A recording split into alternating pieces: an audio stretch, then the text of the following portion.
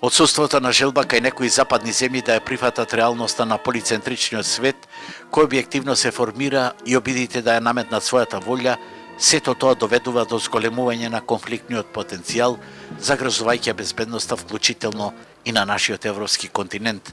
Во овие услови Русија ќе продолжи да води независна повеќе векторска политика, насочена кон националните интереси, на зацврстување безбедноста на земјата и создавање поволни надворешни услови за нејзиниот динамичен развој. Ова денеска во своето обраќање во Битола го рече Сергеј Александрович Пазникин, во онеј ден и ополномоштен амбасадор на Руската Федерација во Македонија, по повод традиционалното одбележување на денот на руската дипломатија, при тоа искажувајќи подготвеноста за унапредување на пријателскиот односи меѓу двете земји.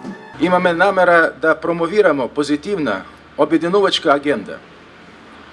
Отворени сме за конструктивна соработка со сите земји кои се подготвени да соработуваат честно за изнаогање прифатливи компромиси од заемна полза. Се разбира, подготвени сме за унапредување на пријателските односи со Република Македонија во различни области, дотолку интензивно, доколку за тоа се подготвени нашите партнери. Братските народи на нашите две земји се поврзани со блиски духовни и културни врски со повековековна историја. Ова е солидна основа за натамошно подобрување на односите за доброто на нашите народи.